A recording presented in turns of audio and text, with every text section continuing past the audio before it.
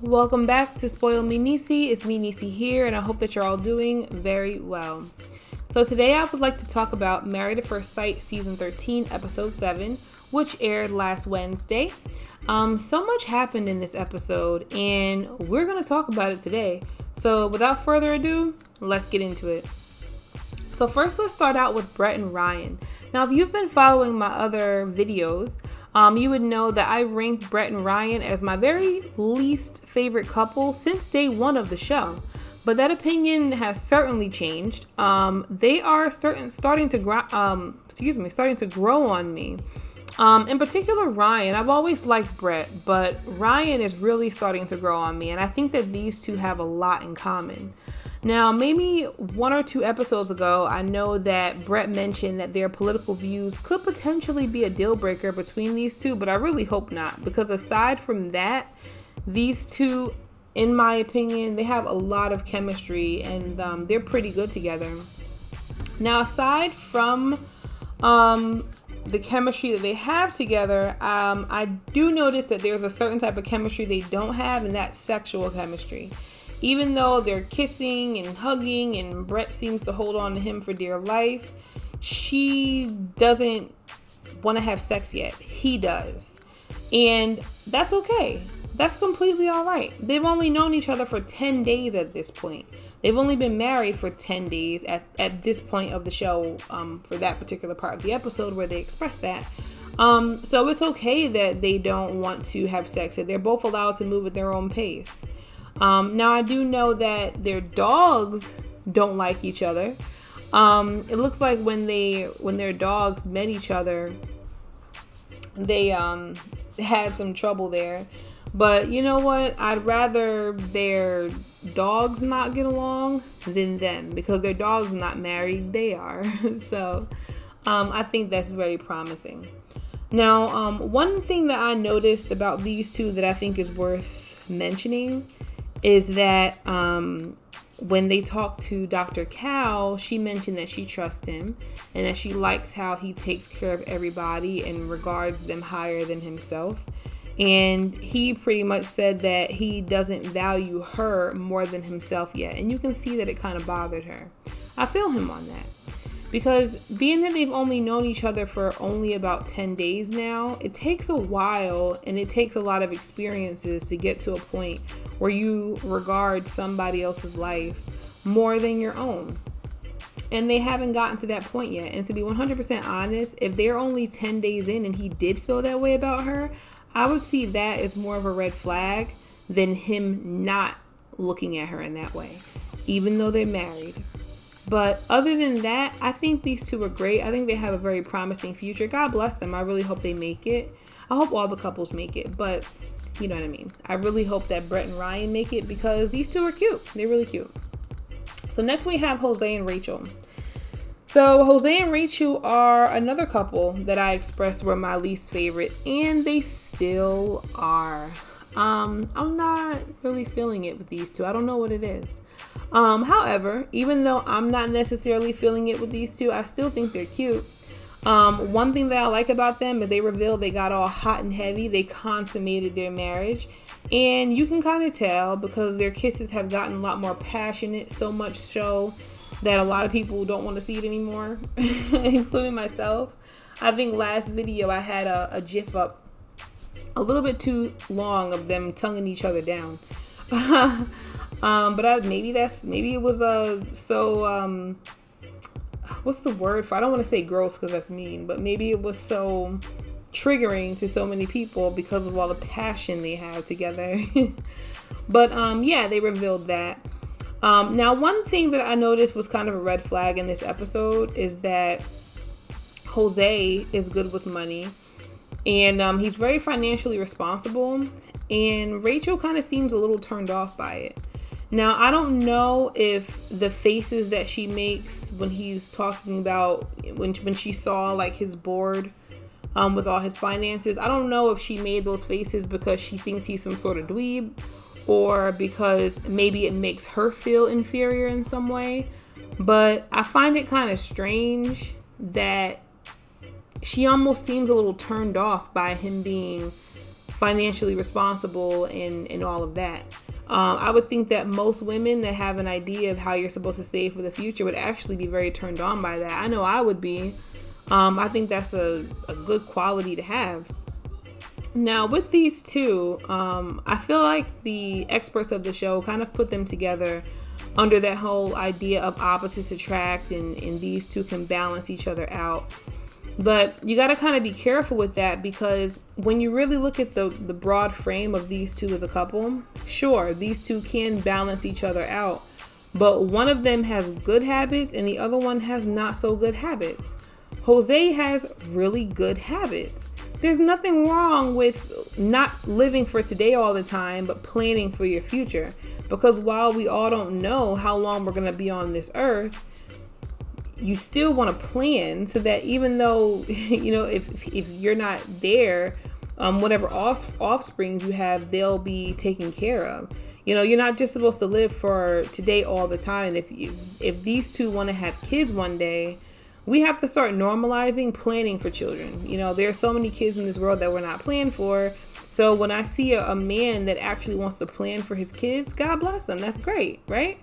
So back to my original point of them balancing each other out. Jose has these really good qualities about him in the long run. And Rachel, not to say that her qualities are bad, but some of them aren't necessarily good. Yes, it's nice to be spontaneous. Put your hand in a jar, pick a card, go wherever it says go. But the problem with that is that traveling is very expensive.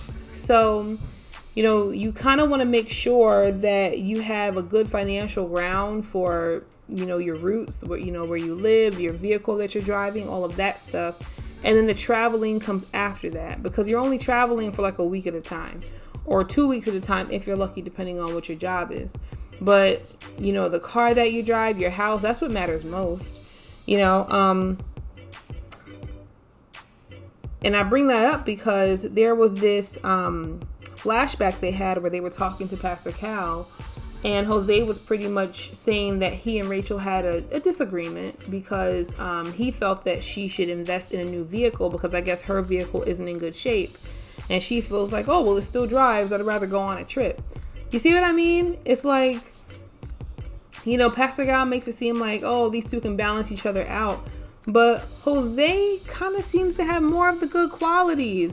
She seems like her priorities aren't necessarily in the right place. But,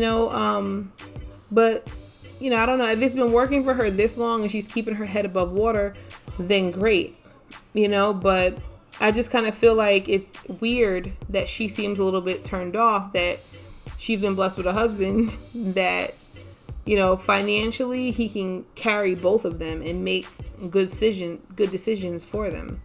But other than that, these two, they're cute. They're all right. They're cute. I really hope they make it. I hope that they decide to stay together, because aside from both of them, I think that, to be fair, I think that she'll influence him to not worry so much about finances. And I think that he'll influence her to plan better, and to, I guess, worry a little more about, not really worry, but plan a little bit more with her finances for the future. But, God bless these two. I hope they make it. I hope all the couples make it, but I do hope that Jose and Rachel make it because I do see promise in them. So next we have Marilyn Gil. Let me get my notes because, I always have a lot to say about these two. So Merlin Gill, it's no secret that Mirla is materialistic. It's no secret that Mirla is fancy, okay? She didn't come into this thing lying. She didn't walk into her marriage lying. The experts knew exactly who she was, exactly who Gil is, and put them together. They even knew she didn't like dogs. They literally put them together, and they were the exact thing that both of them did not want. But it is starting to get a little bit annoying that Gil is constantly, he's always going in on Merla. And I find it to be really annoying. Now, me personally, my opinion of Merla, I don't agree with how she is, only because that's not how I am. I feel like material things, not everything, and you can't, I don't know. I just don't think it's good to be a little materialistic, but it's not good to be too materialistic, if you get my drift. However, what I do agree with her with is the self-care, taking care of yourself. I'm very big on self-care and taking care of yourself. But just because I don't agree with her being materialistic doesn't mean that I find it funny or think that you should make fun of someone who is. She ain't hurting nobody. The way I feel is this, look. As long as the person is making God the creator first in their life, as long as they're doing that, then they're in good shape. There's always room for improvement, but they're in good shape. Just because Gil is not, materialistic like she is, there could be other things in his life that he's doing that maybe Myrla doesn't know about or haven't been revealed on the show that maybe aren't good. Nobody's perfect and nobody is completely imperfect. And I see promise in Myrla. I think she seems like a cool chick. One thing that I like about her is when they walked into her house, you see like the crosses on her wall. Now, I'm not really big on having crosses on the wall and stuff like that. I'm not too big on that, but I get why she has that. I guess that's something that reminds her of the creator and all that stuff. But, that's just how I feel. I feel like if she has a good job and she's not relying on a sugar daddy and sexual immorality to get her the material things that she wants, but she's doing hard work and she's getting it the honest way and keeping her morals in check, then what's the problem? Literally, what's the problem? Like, Gil and Pastor Cal were having a conversation where they were pretty much saying, they were talking to her, and they were pretty much saying that now that she's married, she has to make those choices with her husband, and Gil made it very clear that he doesn't want her buying expensive things. That's a turnoff. That's really, because Gil makes it seem as though she can't have any nice things as long as she's his wife, and that's really a turnoff, because he's constantly going in. Now, I know that Gil, he expressed that he doesn't like the fact that not only have they not had sex yet, but they haven't even kissed yet. Well, if he continues to be how he is, I don't see that ever happening. Now, Myrla claims that she likes Gil, but I think she's lying. I think she's just trying to be nice. She does not like Gil. When they first met, he was everything she did not want. At this point, they're 10 days into their marriage.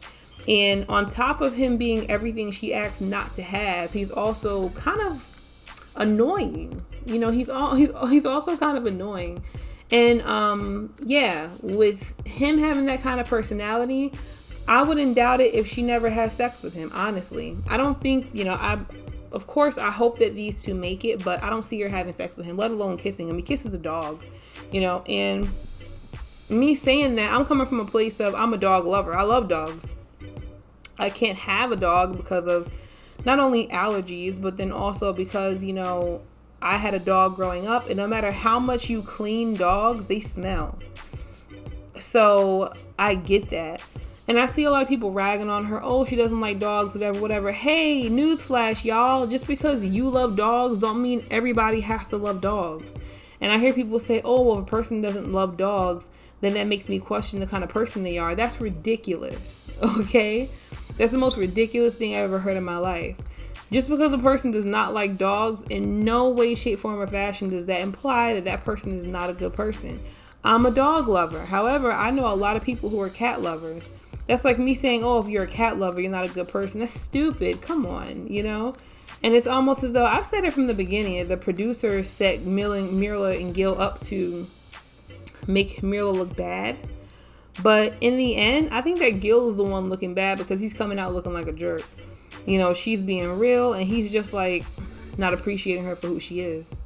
Now, one thing that I think that Gil needs to understand is that no woman wants to feel like when she gets with a man, she has to go backwards in lifestyle.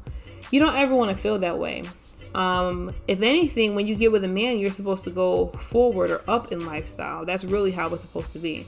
When you think about couples biblically, usually when couples are married, they get married with the premise that the man is going to take care of the woman. Of course, the woman, like, she does things and she has to take care of him, but he's the protector, the provider, and all that jazz. So in the end, I would think that it would be a turnoff if you get with someone, especially like Marilyn Gil. Myrla has a good job. She buys all of her stuff and she's able to save, like she said, and keep her head above water, live in a nice place, take care of herself. But now she's married, and the man that she's married to seems like he doesn't even put that much care into himself. His apartment, he doesn't have like an eye for designing. You know, he has a dog that he kisses in the mouth. And while he comes off that way, he's calling her a princess, which is not a compliment, however, calling her a diva, and pretty much letting her know that if she's going to be his wife, not only does he not want her spending her own hard-earned money on the things that she wants, but she now has to go to him for permission to buy things. No.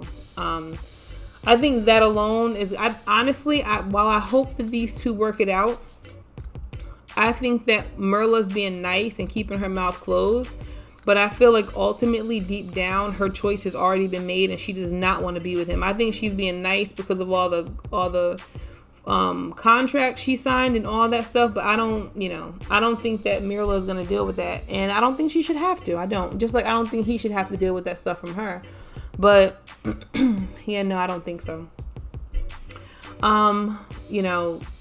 I don't know. I can go on and on for a while, but then that'll take too much time in this video. But yeah, Gil gets on my nerves. Him constantly going on her like, oh, you're a princess. Great, Gil. Oh, you're a diva. Great, Gil. What else do you have to say? What other disses and cheap shots do you have to take at Merla? We get it, okay? You don't like how she spends her own hard-earned money. Got it. Okay. You know, it's like, Gil, get over yourself. But yeah, these two, and I hope they make it. I do. But if they don't, I understand why. So next we have Belle and Johnny. So Belle and Johnny, which I've expressed in all of my videos, they were like my top one of my top favorite couples on the show this season. And while I do like both Belle and Johnny, I personally feel like Johnny is sexually attracted to his wife, but I don't think that he likes her personality and who she is, if that makes sense. I think that Bao is very critical. While I think that she has a good heart under that hard exterior, and aside from her looks, because I do find her very attractive, so does her husband, but I just think she's pretty from a girl's point of view. He thinks she's hot. He's supposed to. But aside from that, I think that I think that Johnny is right. She takes the fun out of stuff. She does. She's super, super critical. And I think that he is a fun-loving guy. He kind of likes to live in the moment a little bit. And he likes to just enjoy things while they're happening. While he's enjoying things, she's not necessarily complaining, but she's just being overly critical on everything. And she overthinks everything. It's kind of, at first I thought it was cute, but then after a while it's like I can really see where Johnny is coming from. And I know that it makes some people feel like he's immature, but I don't think that wanting to have fun is a immature way to look at things. I don't know. I just don't see it. Now, I know that Pastor Cal asked Johnny like what it is about her that he doesn't like, and he mentioned that it has something to do with like her acting like a kid or something like that. I think that Johnny is lying out of his teeth. I really do. I think that they didn't have problems until she mentioned that she didn't want to shower. I think that's a real problem for him. And it should be, I'm not one of those people that feels like, when you get married, you have to compromise everything. Even if you're a married person, you still are your own individual person, right? So just like with the Marilyn Gil thing, I don't think that when you get married, you should have to give up everything that you like and everything that you are.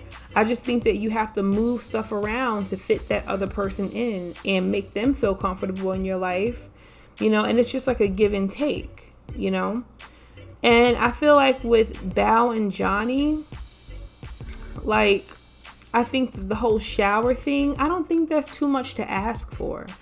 I get it. When Belle was single, she didn't shower too much. I get it. She likes to walk around a little musty. I get that.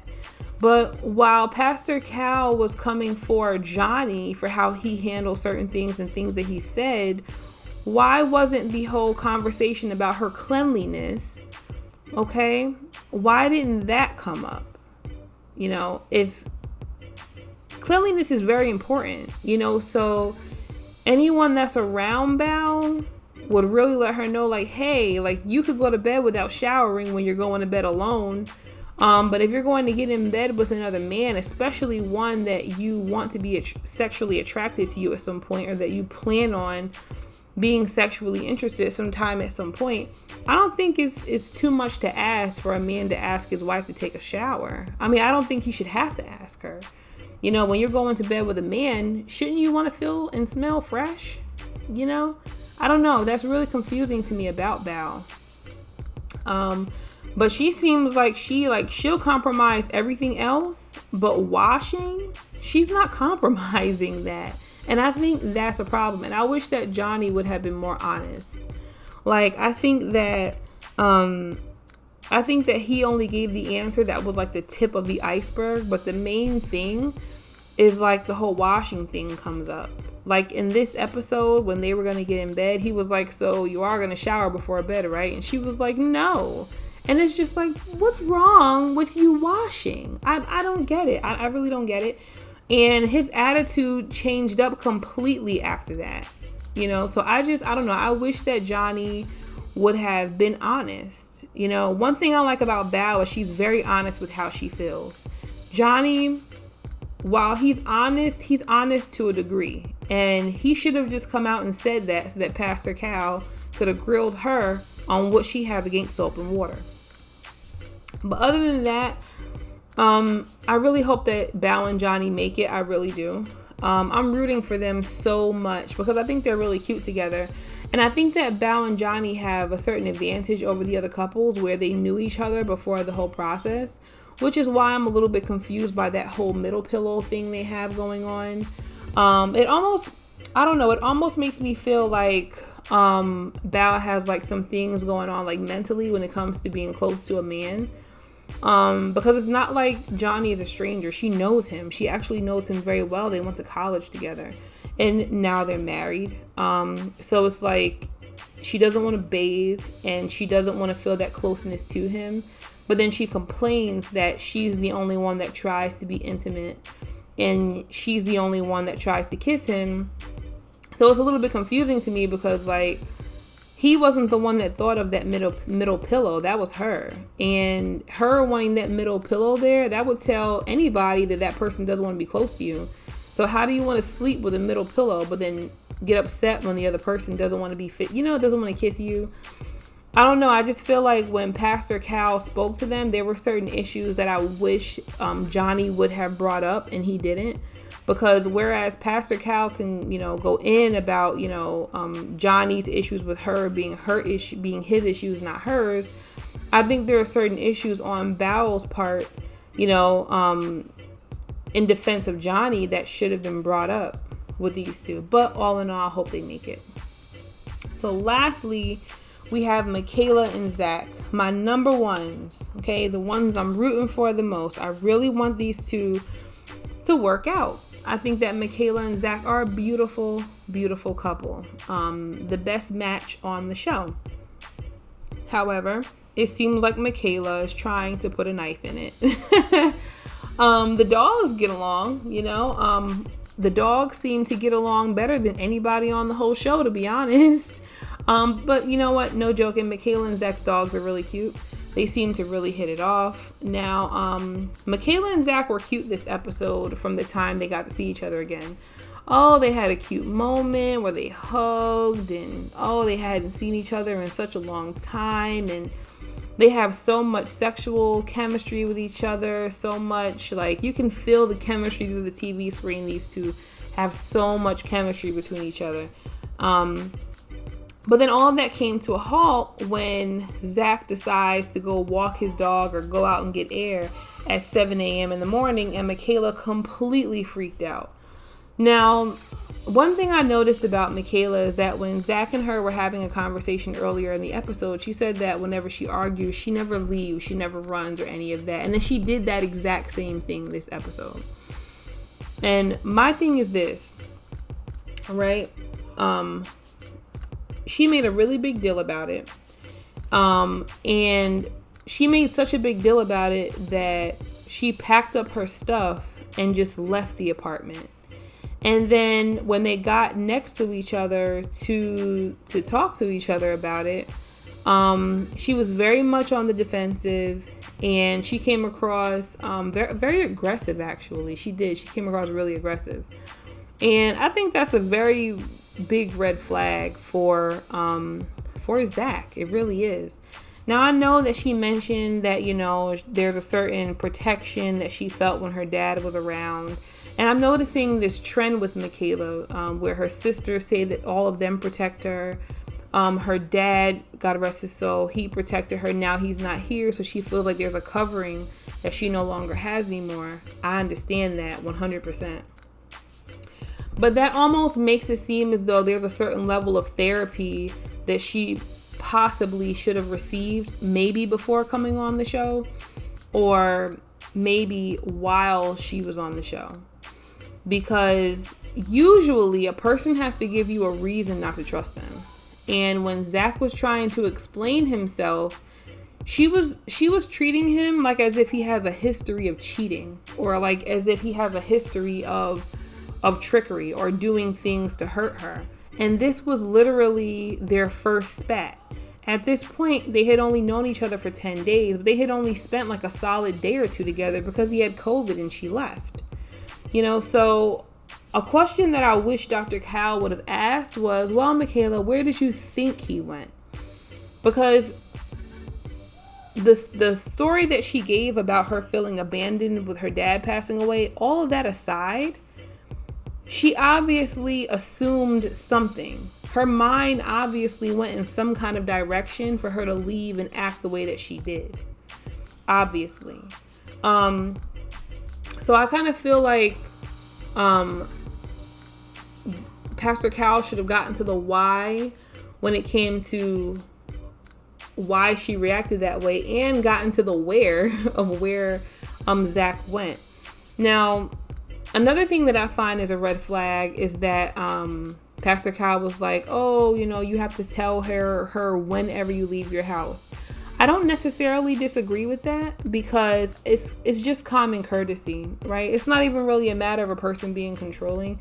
It's just a matter of common courtesy.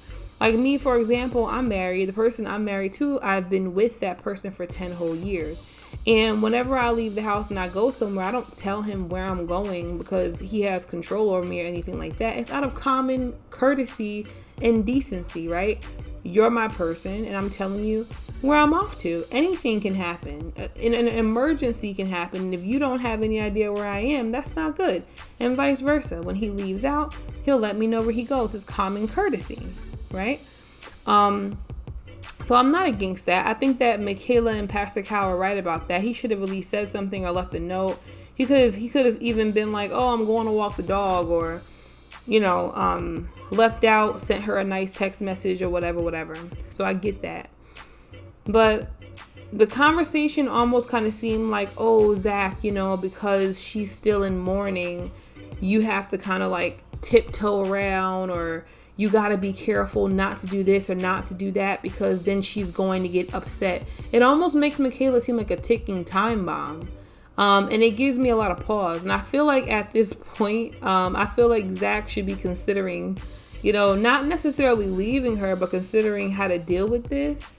Because on the show, he did mention that he was in a situation very similar to this one in the past, where the woman was very controlling.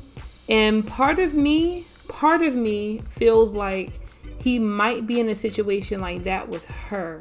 I've seen situations in the past where people who are in mourning, they'll use the fact that they're in mourning, or they'll use the fact that they've lost someone to justify their crazy or nasty behavior. And I'm not saying necessarily that this is Mckayla. I'm not saying that this is her. I don't know. We don't know her well enough to know that. And I hope that that's not what she's doing. But I'm just saying, just like she has to be careful, just like she should be on the defense because there's a certain amount of protection that she doesn't feel like she has, Zach should be like that as well. Yeah, because it almost seems like, and Lord forgive me, I don't mean to like judge or anything like that, but just from what I perceived, even though things aren't always what they seem, but what I perceived watching the episode, it seemed like something clicked in her head, and it seemed like a crazy came out. And it seemed like while she was talking to him, it almost seemed as though she wanted the conversation to escalate into more of a fight than what it did. And when she saw that Zach wasn't giving her the energy that she wanted him to give her, then she threw the whole thing about her mourning in there. It almost seemed like when the heat got kind of hot and she was looking kind of crazy, she had to throw in there that she was mourning. Kind of like when people do like crazy stuff, and then when they know that they look bad or they know they look a certain way, then they got to bring something up to bring the heat down and make people feel sorry for them instead of calling them out for their crazy behavior. That's what it kind of seemed like. I'm very, very interested to see where this goes. I hope that this is just like a one-time thing, and I hope that Zach and Mckayla communicate a little bit better. I was hoping that maybe she would have stayed, maybe going out for a walk, or maybe like stayed around, and then once he got back, waited for him to at least explain himself, and then if he did it again, then turn up the heat and get a little upset by him. But usually when you're just getting to know someone, you have to give them the benefit of the doubt at first. The way she was looking at him is like he was lying. It almost seems as though she's judging his character before she even has a leg to stand on in judging it, if that makes sense. But I don't know, that was really interesting. All in all, I'm still hoping that Michaela and Zach work it out. Like, more than any other couple on this show, I'm really, really hoping they work it out. There's so much potential there. Zach's a great guy, and Michaela, she's a strong chick, and I hope they make it. So that's all about those couples. Now, one thing I want to point out in the show that I've noticed is that it almost seems like, and I know that earlier in this video I talked about some of the couples being like a come up, but I noticed that with like a lot of the couples on the show. So a lot of these people that are on the show this season, they all seem to be well off, but they're all kind of put with someone that doesn't seem to be as well off as the other person. Now, I'm not talking about Zach and Mckayla, because out of all the couples, we didn't see where Zach and Mckayla both live before the show, so we don't know that. But like with Ryan and Brett, Ryan has like a beautiful house that he lives in by himself, so it seems to me that like he's pretty well off. Jose and Rachel, her apartment compared to where he lives is like, bruh, like financially he's doing something pretty good, and then even Marilyn Gil, she seems to have a lot financially. Not to say that Gil doesn't, but just by looking at like her apartment, how she keeps it, the contents of her apartment, and then his place, looks can certainly be deceiving, but from the looks of it, it kind of sort of seems like maybe she's a little bit more well off than he is. Belle and Johnny, though, they seem to be on an equal playing field. So it kind of made me wonder, like, marriage is a risk, especially when you're a person that has a lot. Marriage can certainly be a risk. So it made me wonder, like, do these people have to sign prenups before they come on the show?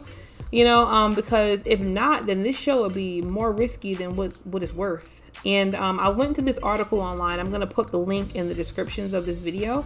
And apparently, yes, all of the couples do have to sign a prenup before they get married, which I think is great. But I noticed that the show also, according to this website, says that they also have to do a psychological evaluation. And that made me kind of think about Mckayla a little bit. It made me think about some other people on other seasons of the show. I'm not going to open up those old wounds from the other seasons. But it kind of made me think about Mckayla a little bit because, I don't know, I watched this episode twice and there was like a click there from what it seems. Like she was all right, and then it's just like click, crazy time. Like, I don't know. And then next thing you know, she's crying and talking about her mourning. It, like I said before, it almost seems as though there's a certain like therapy that should have like taken place. Don't get me wrong, everybody walking this earth could have probably used some kind of therapy, maybe from a pastor or a doctor or whatever the case may be. But when I look at like that situation with her and then previous seasons, it makes me wonder, like, I kind of feel like, like, do they have like the experts doing the psychological test, or like, I don't know. I'm kind of interested in how that process works out, because once people get on the show, they really show out, right? Now the last thing that I noticed about this episode is that Pastor Cal was the only expert that we really saw meeting with them. In previous seasons, you would see Dr. Pepper and Dr. Viviana meeting with them. But so far this season, we're really seeing a lot more of Pastor Cal than the other two ladies. And I must say, I'm very happy with that. You know, I feel like after Dr. Viviana and Dr. Pepper dropped the ball last season with casting Chris, I feel like right now at this point, their expertise I don't really care for, because I don't feel like they use good judgment. But Pastor Cal, I really like him. I really like Pastor Cal. I feel like even me being a married person, if I got like relationship counseling from one of these people, I would certainly not go to Dr. Pepper or Dr. Viviana. I would go to Pastor Cal. He seems like he's more relatable. And I really like the counseling that he does for these couples. I just wish that these couples would be a little bit more honest so that certain issues can be addressed by him when they meet. But yeah, I like that. I like seeing more of Pastor Cal. I really do. So anywho, that's it for this video. That was a mouthful, by the way. I hope that you guys really enjoyed it. I don't want to make it too much longer. But if you haven't already done so, make sure that you like this video and subscribe to my channel and hit the notification button. Also leave in the comment section any comments you have. I'd love to talk about it.